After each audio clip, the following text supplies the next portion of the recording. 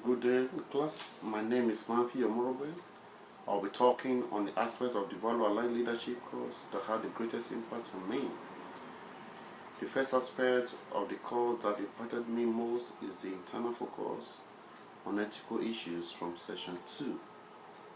The use of Ponzi scheme, WordCom, and error fraudulent business practices case studies are great examples that I learned from in this very session.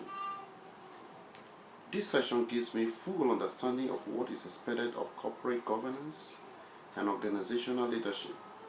Also, ethical leadership and financial reporting, corporate culture, and compliance, decision making, and human resource issues are some of the lessons that I learned from this session. Page 79 for our text for this course clearly explains the responsibilities of the management, auditors, and audit committee. The Sarbanes-Oxley Act and its components were clearly explained.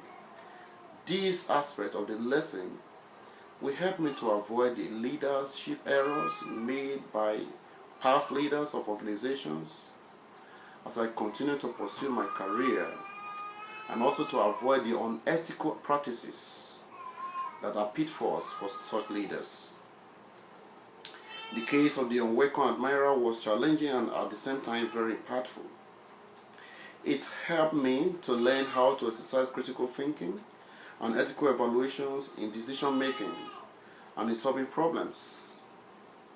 The examination of leadership style from a biblical perspective is another impactful area in this session. The examination of leadership style from King David, King Saul, and Moses in our discussion session was very impactful.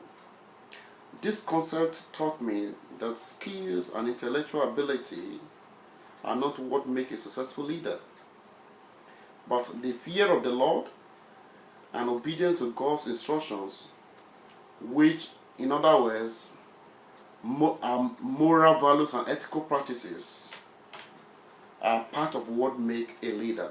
There's a saying that says your talent can take you to the top, but what will sustain you at the top is your character, and which is your ethical practices. I would like to end the presentation by reading from Psalm 1, verse 1 to 6. According to King James Version, it says, "Blessed is the man that walketh not in the counsel of the ungodly, nor standeth in the way of sinners, nor sitteth in the seat of discomfort. But his delight is in the law of the Lord, and in his law doth he meditate day and night. And he shall be like a tree planted by the rivers of water, that bringeth forth his fruit in his season.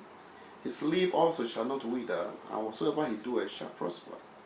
The ungodly are not so, but are like the chaff which the wind driveth away. Therefore the ungodly shall not stand in judgment, nor sinners in the congregation of the righteous. For the Lord knoweth the way of the righteous, but the way of the ungodly shall perish." So in this context of this scripture, I liken the ungodly to be the unethical leaders or unethical employees, and the righteous being the ethical employees that walk according to the fear of the Lord, as written in Psalm 128. Thank you for listening, and God bless you.